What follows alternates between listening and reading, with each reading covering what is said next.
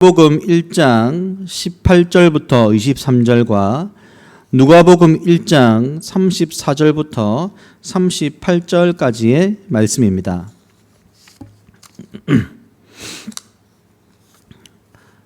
먼저 제가 마태복음 1장 18절부터 23절을 여러분 같이 읽도록 하겠습니다. 시작.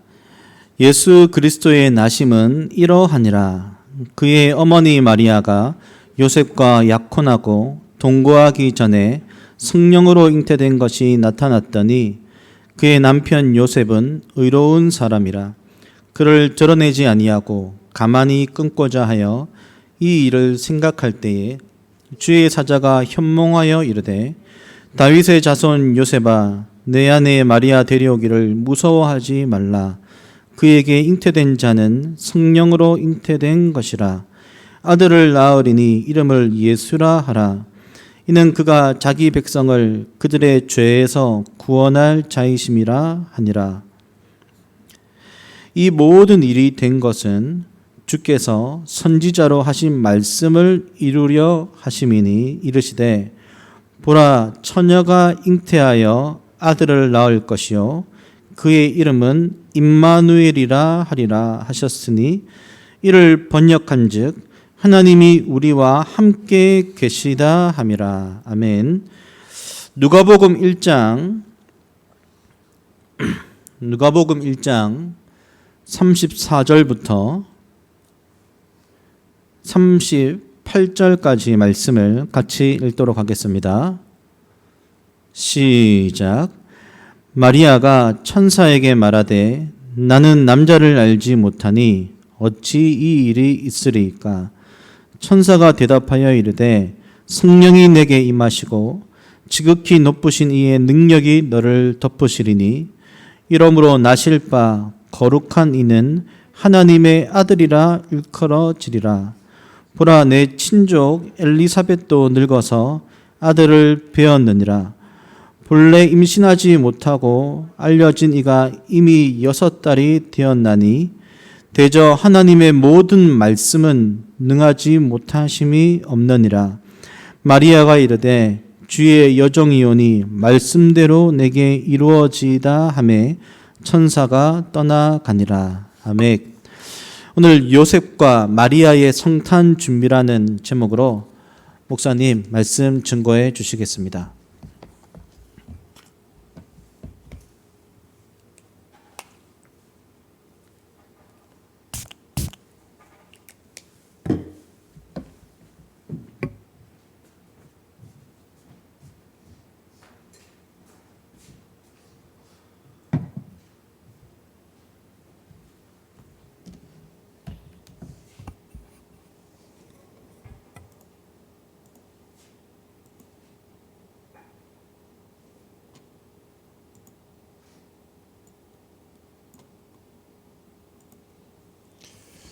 여러분 반갑습니다. 오늘 함께 예배드리고 있는 여러분들을 환영하고 축복합니다.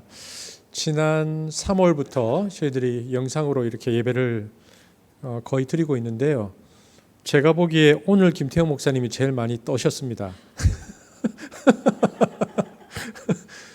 굉장히 많이 떨고 오늘 예배드리고 있는 여러분을 환영하고 또 오늘 우리의 예배가 의미가 있는 것이 또 예배에 참여해 주시는 분들의 그 댓글들을 모아서 기부를 하는 좀 의미 있는 날인데요. 또 많이 참여하셔서 좀 겨울을 힘들게 나고 있는 분들에게 또 우리가 조금이라도 도움이 되었으면 좋겠다라는 생각이 있습니다. 제가 다시 한번 기도하고 말씀 전하겠습니다. 사랑해 주님 감사합니다. 오늘도 우리 사랑하는 한습 성도들과 함께 또 예배합니다.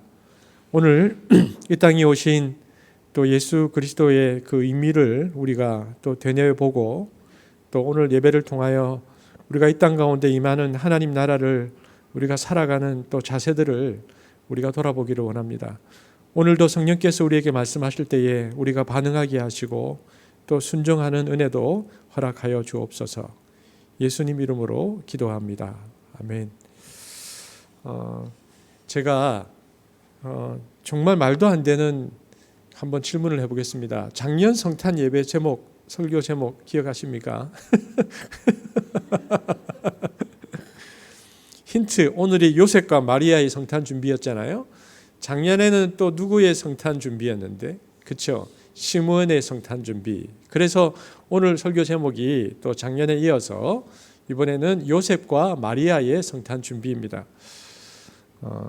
서방교회는 오랫동안 12월 25일을 성탄절로 지켜오고 있습니다. 하지만 이집트와 그리고 소아시아를 중심으로 하는 동방교회는 1월 6일을 성탄절로 지킵니다. 하지만 12월 25일이든 1월 6일이든 실제로는 주님이 언제 태어나신지 그 날짜를 정확하게 알 수가 없습니다. 성경도 그 날을 명시하고 있지 않습니다. 그렇기 때문에 12월 25일 혹은 1월 6일은 역사적인 날짜라기보다는 신학적인 고백이 내포된 날짜라고 보아야 하는 것이 훨씬 더 맞습니다. 이제 우리의 경우에 오늘 이제 성탄 예배를 드리고 있잖아요. 이렇게 연말에 성탄 예배를 드리는 게 여러 면에서 뜻이 깊습니다. 살아온 한 해를 돌아보며 또 다가오는 한 해를 구상해야 하는 시간을 들뜬 상태에서 보내지 않고 차분하게 자기를 성찰하며 보낼 수 있는 기회를 우리에게 제공한다는 의미에서 또 이 성탄절 예배를 12월 25일 날 드리는 것은 의미가 있다라고 생각되어집니다. 어떤 사람들은 이렇게 말하는데요. 어떤 이들은 성탄절이 태양신을 기리는 로마인들의 축일과 관련이 있다 이렇게 말합니다. 이 얘기도 어느 정도 일리가 있습니다. 로마 사람들은 가을 거지가 마감되는 12월 중순 이후 수확을 기뻐하는 동시에 농업을 관장하는 신에게 감사하는 세터텔리어라는 축제를 즐겼습니다. 북유럽과 서유럽 사람들도 위와 비슷한 시기에 이런 축제를 벌였는데요. 그러다가 AD 274년경에 로마 황제 아우렐리아는 이 모든 축제들을 통폐합했습니다. 민중들의 의례를 제국의 질서 속에 통합하려는 의도였던 것 같습니다. 동지 무렵인 이때는 밤의 길이가 가장 긴 때였고요. 이때를 기점으로 해서 낮의 길이가 점차 길어지는 시간이었습니다. 그래서 신학자들 가운데는 로마가 지배하는 세계에 그 기독교를 전파하기 위해서 모두가 축제 기분에 들뜨는 이때를 성탄절로 선포했다 이렇게 말하는 이들이 있습니다. 또 사람들이 빛의 축제를 즐기는 그때에 참빛으로 오신 예수님을 전하기 위해서 의도적으로 이날을 선택했다라고 말하는 사람들도 있습니다. 하지만 좀 더 많은 이들이 지지하는 또 다른 이야기가 있습니다. 복음서는 이구동성으로 예수님이 처형당하신 것이 유월절 전달이었다 이렇게 말하고 있는데요. 주님이 처형당하신 해의 유월절을 로마 달력으로 계산하면 3월 25일이 됩니다. 교회 전통은 예수님의 죽음을 우리의 죄를 대속하기 위한 죽음으로 이해했죠. 사람들은 주님이 잉태되신 날 세상의 구원이 도래하여서 처형당하신 날 완성되었다고 믿고 싶어 했습니다. 그래서 잉태와 죽음을 일치시키라는 흔적들이 많이 보이는데요. 예수가 잉태되었던 이 처녀의 자궁은 아무도 묻힌 적이 없었던 그의 무덤과 정확하게 상응된다라는 의미에서 그렇게 노력했고요. 고대인들은 사람은 잉태된 지 정확하게 9개월 만에 태어난다고 생각하고 있었습니다. 그래서 3월 25일부터 9개월이 정확하게 된 날짜가 12월 25일입니다. 이렇게 본다면 성탄절은 예수님의 구속의 은총을 상기하는 계절이다라는 것을 우리가 역사적으로 볼 수 있습니다. 오늘 우리가 두 가지의 본문을 읽었죠. 왜 그러냐면 복음서에는 두 개의 성탄절 이야기가 나옵니다. 우리가 예수님의 탄생 이야기를 이렇게 반복해서 읽다 보면 복음서마다 강조점이 조금 다르다는 것을 알 수 있습니다. 먼저 우리가 보았던 오늘 마태복음 본문에 보면 마태가 들려주는 성탄 이야기의 핵심어는 무엇입니까? 뭐라고 되어 있죠? 임마누엘입니다. 즉 임마누엘은 어떤 뜻입니까? 하나님이 우리와 함께 계시다. 그러니까 마태는 이사야가 예고했었던 임마누엘의 약속이 예수님에게서 성취되었다라고 말합니다. 그것이 마태가 말하려고 했었던 성탄의 의미였죠.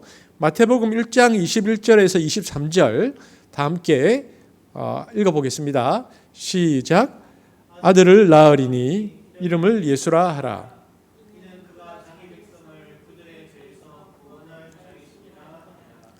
이 모든 일이 된 것은 주께서 선지자로 하신 말씀을 이루려 하심이니 이르시되 보라 처녀가 잉태하여 아들을 낳을 것이요 그의 이름은 임마누엘이라 하리라 하셨으니 이를 번역한즉 하나님이 우리와 함께 계시다 함이라. 마태는 복음의 핵심을 뭐로 정돈했냐면 임마누엘이라는 단어로 정돈했습니다. 복음은 임마누엘이다.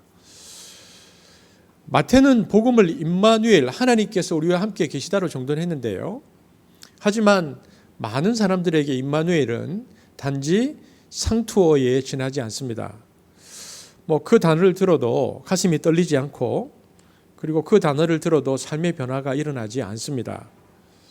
그 이유는 하나님께서 지금 이곳에 살아계신다는 그 감각을 잃어버렸거나, 혹은 우리가 살아가고 있는 현재의 삶에서 굳이 하나님의 도우심을 구할 필요가 없기 때문일 겁니다. 하지만 삶의 벼랑 끝에 내몰린 사람들, 또 그에게 손을 내밀어 줄 사람이 하나도 없는 사람에게 하나님이 우리와 함께 계시다. 이 임마누엘이라는 단어는 단순한 기호가 아닙니다. 그것은 구원이고, 그것은 희망이고, 그것은 위안입니다. 특별히 그 예수님께서 이 땅에 오셨을 2000년 전 팔레스타인 땅의 상황들, 특별히 로마의 식민지 백성으로 살아가면서 정치적 억압과 경제적 수탈에 시달려온 사람들, 또 해도 달도 별도 빛을 잃어버린 것 같은 암담한 세월을 지나고 있는 사람들에게 임마누엘이라고 마태가 정의한 이 복음의 소식은요, 말 그대로 복음 중에 복음이었을 것입니다. 그래서 마태복음은 예수님의 탄생 시기를 정확하게 기록하는데요, 마태복음 2장 1절에 보면 헤롯 왕 때다라고 기록하고 있습니다. 그래서 이 복음이 임마누엘이 가지고 있는 의미가 무엇인지를 우리에게 설명하라고 했는데, 그 설명의 배경으로 헤롯 왕 때라고 기록합니다. 여러분, 이때 이 헤롯 왕 때라는 게 2000년 혹은 2020년 이렇게 연도를 나타내기 위한 객관적인 진술이 아닙니다. 이런 표현들은, 이것은 예수님의 탄생의 의미가 무엇인지를 강조하려고 하는 표현입니다. 그렇다면 헤롯 왕 때라는 것은 무엇을 말하고 있는 것일까? 무엇을 강조하려고 하는 것일까? 여러분, 역사적으로 보면 그 왕권의 정통성을 의심받던 헤롯 대왕은 그 로마 황제에게 잘 보이기 위해서, 그래서 황제의 이름으로 도시를 건설하기도 하고요, 막대한 세금을 로마에 바치기도 했습니다. 왜냐하면 자기 지위에 불안을 느낀 그 헤롯은 수많은 토지 공사를 벌임으로 자기 입지를 확보하려고 했는데, 물론 그 일에 들어간 비용은 가난한 백성들에게 나올 수밖에 없었습니다. 그래서 당시 팔레스타인에 살던 민중의 삶은 황폐하게 변해 있었습니다. 우리가 마태복음을 읽어보면 마태에 따르면 메시아가 태어났다는 말을 들은 헤롯이 몹시 당황했다라고 기록되어 있습니다. 너무 당연한 일입니다. 헤롯은 그래서 군인들을 보내서 베들레헴 인근에서 태어난 2살 이하의 아기들을 모두 죽였습니다. 정통성이 없는 권력자의 두려움이 그런 폭력을 낳은 거죠. 그리고 이때 헤롯에 대한 민중들의 원망은 극에 달했습니다. 여러분, 이게 무엇입니까? 마태가 이 모든 것을 기록하면서 마태가 전하고자 했던 첫 번째 성탄절은 지금 우리가 생각하고 있는 것처럼 고요하고 목가적이고 아름답지만은 않다. 복음서 기자들은 성탄의 의미를 암울한 시대와 역사 속에서 찾으려고 했다는 것입니다. 그러니까 오늘날 우리와 너무나 감각적인 거리가 있죠. 하지만 어느 때부턴가 우리들에게 성탄의 의미는 그런 암울한 시대, 그리고 암울한 역사를 깨끗이 지워버리는, 그러니까 현실에서는 어느 날부터 성탄이 그 역사의 현실에 깨끗하게 소거되어 있다는 것입니다.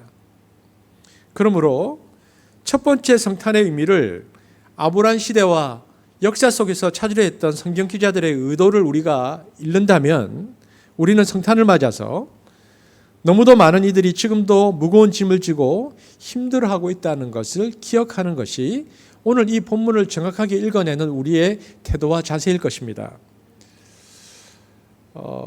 우리 시대에 그 모순을, 그래서 이것은 너무 모순이다라고 생각하고 지금도 모순을 짊어진 채 거리에 나선 이들이 있습니다. 그들은 지금도 구호를 외치고 있고 그들은 뭔가 지금도 이 세상을 향해서 이야기하고 있습니다. 우리가 오늘은 나가지 못하겠죠. 해마다 우리 중고등부 학생들이 성탄절이 되면 우리가 수원역에 가서 노숙인 분들에게 선물을 나눠주곤 했는데 지금도 지하보도에서 잠을 청하거나 혹은 냉골에서 긴밤과 사투를 벌이고 있는 사람들이 있습니다. 그들에게 있어서 어젯밤은 굉장히 힘들고 어려운 밤이었을 것입니다. 그리고 지금도 절망의 심연에서 헤어나오지 못하고 있는 사람들이 있습니다. 자포자기적인 심정으로 지금도 하루를 사는 것이 아니고 그냥 살아내는 이들이 있습니다. 뭔가 공포에 질린 채 살아가는 사람들, 병든 사람들, 가난한 사람들, 그리고 추방당한 사람들, 압제당하는 사람들, 불의로 고통받는 사람들, 부모님이 없거나 부모님의 돌봄을 받지 못하는 어린이들, 그리고 독거 노인들. 여러분, 우리가 이 첫 번째 성탄, 그러니까 복음서 기자들이 역사 속에서 성탄의 의미를 그들이 찾으려고 했었다는 것을 우리가 기억한다면 하나님을 믿는다는 것은 우리 현실을 하늘로 가져가는 것이 아니고 우리 현실 속에 하늘을 가져오는 것입니다. 주님은 그래서 이 세상에 오셔서 이 땅 가운데 오셔서 병든 자, 귀신 들린 자, 그리고 사회적 약자들을 돌보셨습니다. 주님은 그들을 치유하고 온전케 하고 힘을 북돋아 주셨습니다. 땅에 붙들려 사는 이들에게 하늘을 가져오신 거죠. 사람들은 성탄절에 누군가로부터 받을 선물을 기대합니다. 여러분은 이번 성탄절에 어떤 선물을 받으셨습니까? 하지만 성탄절의 유일한 선물은 예수 그리스도시라는 것을 꼭 기억해야 합니다. 성탄절의 유일한 선물은 무엇이라고 해요? 우리 초등부 친구들, 예수 그리스도이십니다. 오늘 우리에게 필요한 것은 뜻이 하늘에서 이루어진 것 같이 땅에서도 이루어지도록 하는 것입니다. 그래서 임마누엘 예수이신 주님이 이 시대와 역사와 사회와 내 삶의 자리에 함께 하심을 드러내는 것, 이것이 성탄을 맞는 우리의 태도일 것입니다.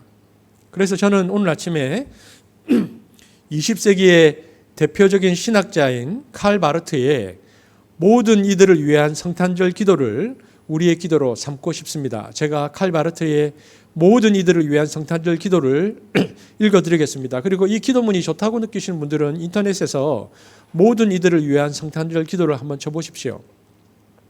제가 읽겠습니다. 주 하나님, 당신은 우리를 높이시기 위해 친히 낮아지셨습니다. 우리가 부유해지기 위해 가난해지셨습니다. 우리가 당신에게 나아갈 수 있도록 우리에게 오셨습니다. 우리를 영접하시기 위해, 우리를 당신의 영생에 참여시키기 위해 우리와 같은 한 인간이 되셨습니다. 당신은 단지 하늘에만 거하려고 하시지 않고 우리 곁으로 이 땅으로 오기를 원하셨습니다. 단지 높은 곳에서 크신 분으로서 존재하기를 원하시지 않고 우리처럼 낮고 작은 자가 되기를 원하셨습니다.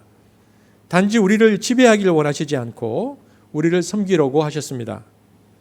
단지 영혼 속에서 하나님이기를 원하시지 않고 우리를 위하여 인간으로 태어나고 살고 죽기를 원하셨습니다.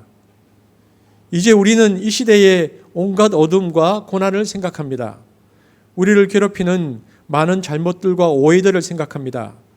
많은 사람들이 암담하게 견디어야 하는 차가운 현실을 생각합니다. 이 세상을 위협하는 크나큰 위험들을 생각합니다. 이 세상은 이런 위험들을 어떻게 해야 할지를 몰라 갈팡질팡하고 있습니다. 오늘날 인류를 엄청난 위험으로 몰아넣는 냉전과 상호 위협의 어리석은 행위로부터 우리를 보호하여 주옵소서. 통치자들에게, 대중의 여론을 형성하는 자들에게 새로운 지혜와 인내와 결단을 주옵소서. 당신의 선한 땅에서 모든 자들이 권리를 누리며 살 수 있으려면 이 모든 것들이 필요합니다. 우리는 병든 사람들, 정신적으로 괴로워하는 사람들, 가난한 사람들, 추방당한 사람들, 억압당한 사람들, 불의로 인하여 고통당하는 사람들, 부모가 없는 어린이들을 생각합니다. 그리고 도울 수 있고 돕도록 부름받은 모든 사람들, 재판관들, 공무원들, 교사들, 학자들과 언론인들, 의사들과 간호원들을 생각합니다. 여러 교회와 모임에서 당신의 말씀을 선포하는 사람들을 생각합니다. 그 모든 사람들을 기억하며 간구하오니 크리스마스의 광명을 그들과 우리 모두에게 이전보다 더욱 밝게 비춰 주시옵소서. 그 빛으로 그들과 우리를 도와주옵소서. 우리가 예수 그리스도의 이름으로 기도하오니 예수 그리스도의 그 이름 안에서 지금까지 우리의 기도를 들어주셨던 것처럼 이후로도 우리의 기도를 들어주옵소서. 아멘. 이것이 칼 바르트의 기도입니다. 여러분, 물론 우리가 세상의 고통에 다 반응하며 살 수는 없습니다. 그렇게 하기에는 우리의 내적 힘이 현실적으로 너무 많이 부족합니다. 하지만 물질과 시간과 정성의 일부라도 그런 이들과 함께하기 위해서 구별해 놓을 수는 있습니다. 오늘 우리의 예배의 이 댓글들을 모아서 우리가 추운 저녁을 지나는 분들에게 연탄을 보내려고 하는 것도 그와 동일한 마음입니다. 고아와 과부와 나그나를 위해 밭 모퉁이의 한 부분을 추수하지 않고 남겨두라는 주님의 말씀을 그러므로 우리가 실천하도록 노력해야 합니다. 저는 이 일에 쓰임받는 한숲이 되기를 바랍니다. 그래서 첫 번째 마태가 우리에게 말하려고 했었던 그 복음의 의미는 무엇이었다고요? 임마누엘이었다. 우리가 두 번째 본문으로 보았던 누가복음이 있는데요. 누가가 들려주는 성탄 이야기의 핵심어는 무엇입니까? 그것은 기쁨입니다. 천사 가브리엘이 사가랴를 찾아가서 한 첫 마디 말은 기뻐하여라입니다. 누가복음 1장 19절 함께 읽겠습니다. 시작. 좋은 소식을 전하여. 여기서 좋은 소식이란 기쁜 소식이죠. 이런 마리아가 유대 산골에 살고 있던 친척 엘리사벳을 찾아갔을 때 엘리사벳의 태중에 있던 아기도 기뻐서 뛰놀았다. 누가가 기록하고 있습니다. 여기도 기쁨이 나옵니다. 누가복음 1장 44절 함께 보겠습니다. 시작. 보라, 내 문안하는 소리가 내 귀에 들릴 때에 아이가 내 복중에서 기쁨으로 뛰놀았노라. 또 있습니다.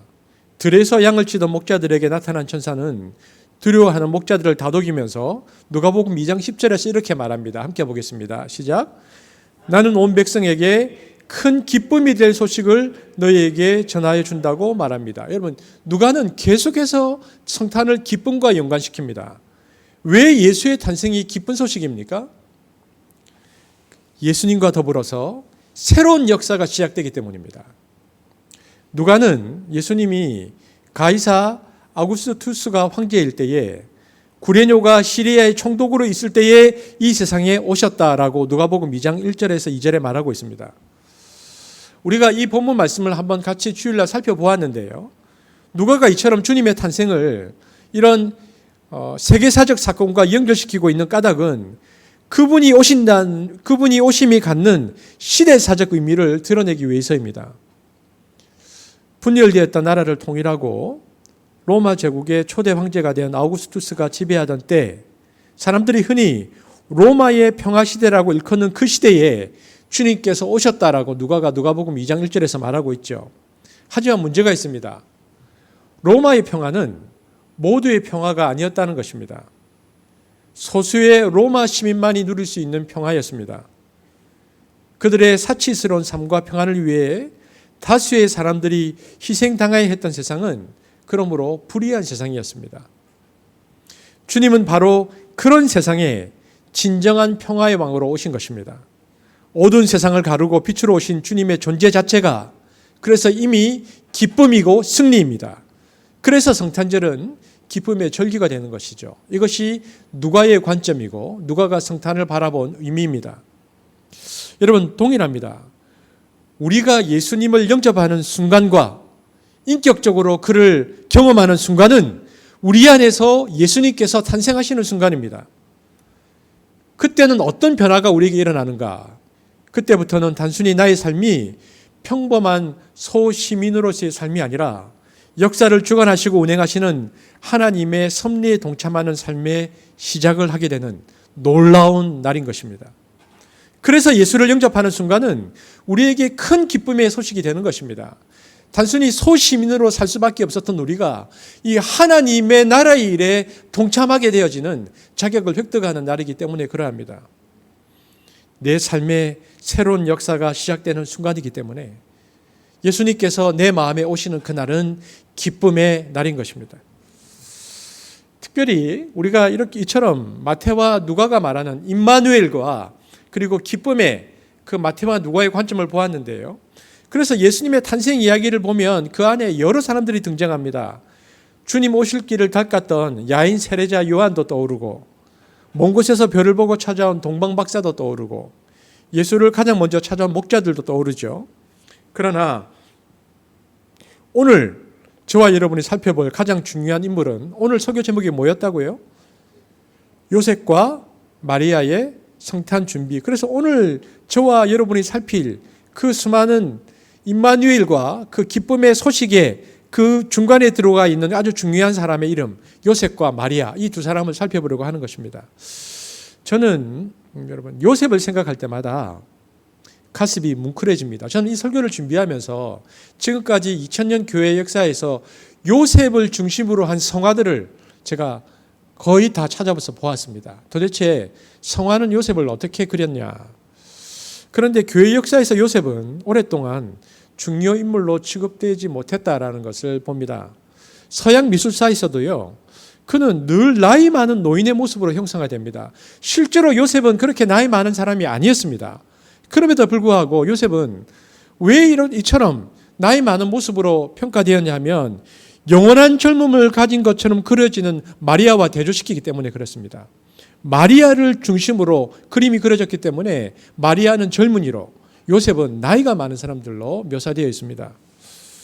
오늘 본문에 보면 마태는 요셉이 마리아와 약혼한 사이였다고 말하고 있죠.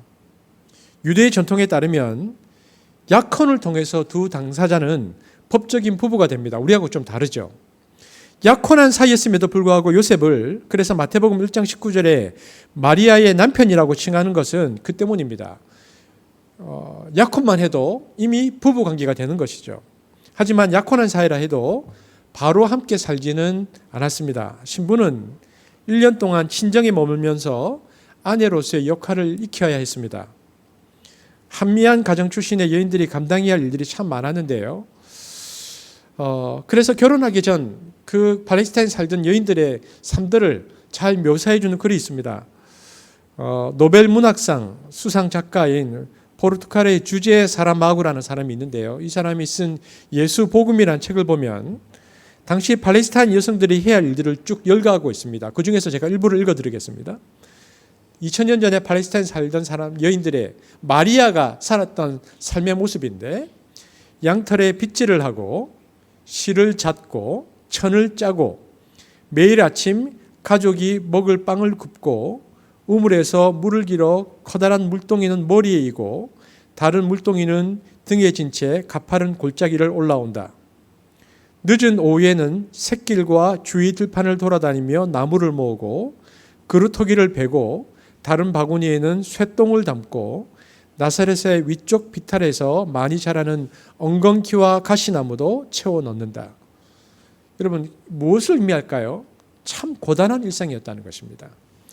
1세기 팔레스타인의 경제적 현실을 생각해 볼 때 마리아의 삶은 녹록치 않았음이 틀림없어 보입니다. 그래도 10대에 그 마리아, 그러니까 가정을 이룰 수 있다는 사실이 마리아의 마음을 아마 들뜨게 했을지 모르죠. 요셉 또한 마리아와 함께 살게 될 미래를 그려보면서 고단한 일상을 그렇게 견디고 있었을 것입니다. 그런데 약혼자인 마리아가 임신했다는 사실을 알았을 때 요셉은 하늘이 무너지는 것 같은 충격을 받았을 겁니다. 마리아와 더불어 가려던 같이 만들어 가려던 멋진 삶의 꿈이 산산조각나고 마리아가 순결의 약속을 저버렸다는 생각에 배신감과 아울러서 분노가 불쑥불쑥 요셉에게 치밀어 올랐을 것입니다. 하지만 성경을 보면 요셉은 감정대로 사는 사람이 아니었습니다. 그는 아픔을 안으로 삭히며 가만히 파혼하려 했습니다. 약혼자에게 부끄러움을 주고 싶지 않았기 때문이죠. 그래서 마태는 요셉을 어떻게 묘사하냐면 마태는 그가 약혼자에게 부끄러움을 주지 않으려고 가만히 파혼하려 하였다. 마태복음 1장 19절에 나오고 있는데 마태복음 1장 19절 한번 같이 읽어볼까요? 시작.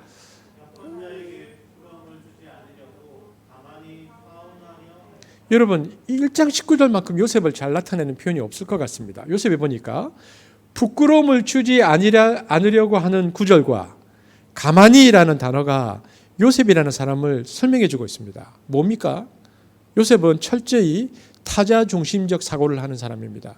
이 상황 속에서도 다른 사람을 생각했다는 것입니다. 이것이 그의 의로움인지 모르겠습니다. 그래서 마태는 이런 요셉을 의로운 사람이라고 표현했습니다. 마태복음 1장 19절 다시 한번 읽어보겠습니다. 시작. 그의 남편 요셉은 의로운 사람이라.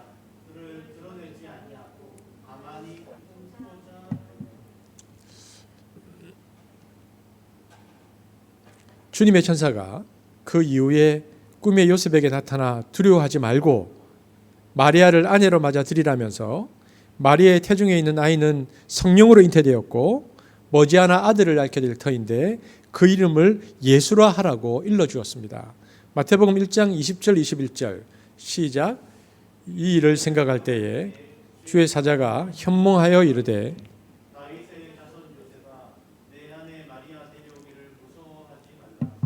그에게 잉태된 자는 성령으로 된 것이라.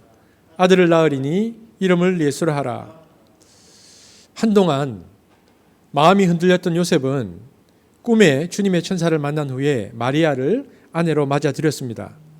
그는 이 천사의 말을 신뢰했고요. 그래서 마리아와 태중의 아이의 보호자와 양육자가 되기로 결심합니다. 저는 요셉이 한 점 의혹도 없이 천사의 말을 받아들였다고는 생각하지 않습니다. 감정적으로 말끔하게 정리되었을 것이다 라고도 생각하지 않습니다. 그는 다만 이해할 수 없는 하나님의 뜻을 받아들였을 뿐입니다. 그는 자기 판단보다는 하나님을 신뢰하기로 작정한 것이죠. 거룩한 결단입니다. 그래서 요셉은 결단한 것입니다. 여러분, 누가 의로운 사람입니까? 하나님의 뜻을 향해 늘 마음을 열고 살면서 감정적으로 반응하지 않고 그 뜻을 수행하기 위해 자기를 내놓은 사람입니다. 요셉이 그러한 인물이었죠. 주님의 천사 가브리엘이 하나님의 말씀을 전하고자 요셉의 꿈에 나타나는 것은 마태복음에 기록된 대로 총 몇 번일까요? 3번입니다. 첫 번째는 우리가 조금 전 읽었듯이 약혼 후에 아내가 될 마리아가 임신했다는 사실에 경악하고 창피하여 남모르게 파혼하기로 작정했을 때 나타납니다. 이때 나타난 천사는 마리아가 성령에 의해 임신했다는 사실을 요셉에게 알려주면서 두려워하지 말고 마리아를 아내로 맞이하라고 말하죠. 두 번째는 언제입니까? 아기 예수가 탄생했을 때인데 동방박사들이 돌아간 뒤에 새로운 왕의 출현을 두려워한 헤롯이 갓 태어난 아기들을 모두 죽이려 할 때입니다. 이때 주님의 천사는 요셉의 꿈에서 아기와 어머니를 데리고 이집트로 피신하라 라고 일러줍니다. 그러면 세 번째는 언제이죠? 세 번째는 그 가족이 피난하여 이집트에 머물고 있을 때 헤롯이 죽자 아기와 어머니를 데리고 이스라엘 땅으로 돌아가라 라고 일러줍니다. 요셉은 자기 인생에 있어서 이 세 번의 꿈에서 천사가 말한 하나님의 말씀, 그러니까 참 불합리하기도 하고 참 믿기도 이 난감한 이 말씀, 그러나 그는 매 순간 그것에 순종하기로 결정합니다.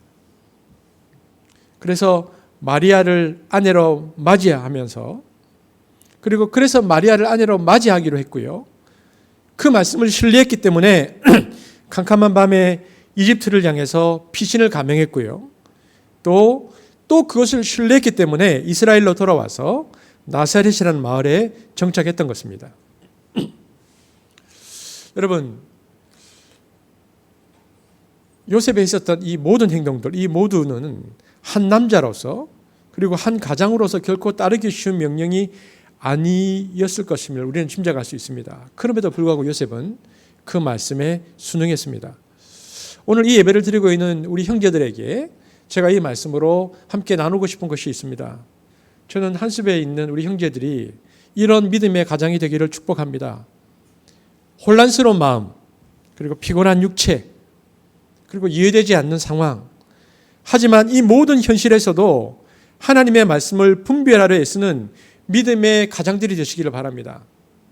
때로는 아브라함이 이삭을 바치러 가는 사건 앞에서 그 아내와 의논하지 못했던, 의논할 수 없었고 그래서 외롭고 고독한 그 밤의 신앙의 시간을 지나야 했지만 마침내 하나님께 순종해서 그 믿음의 조상 아브라함이 나왔던 것처럼 한숲에 있는 우리 사랑하는 형제들이 때로는 하나님 앞에서 1대1로 그 시간을 보내면서 믿음의 가장들로 우뚝 서서 우리의 자녀들이 하나님의 자녀로 세워지는 일에 귀한 도구로 쓰임받게 되어지기를 축복합니다.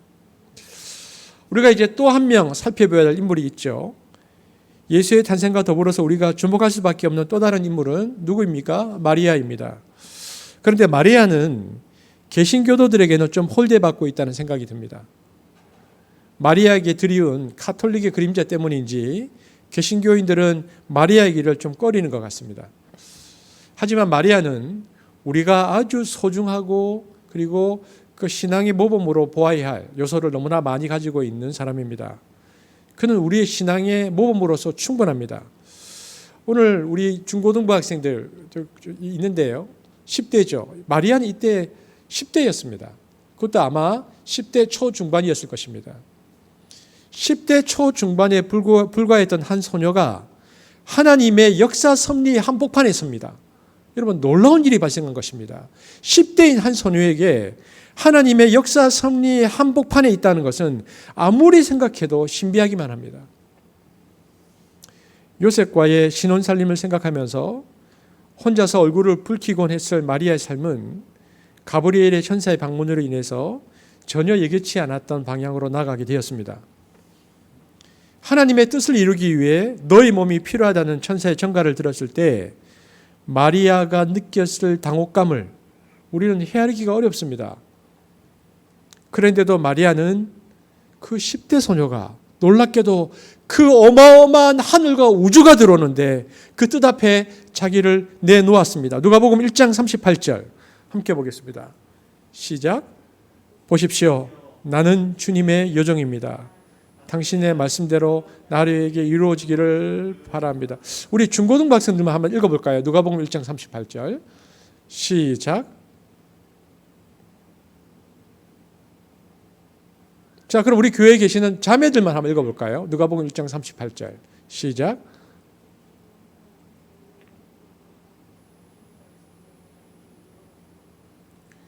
놀라운 고백이요 응답입니다.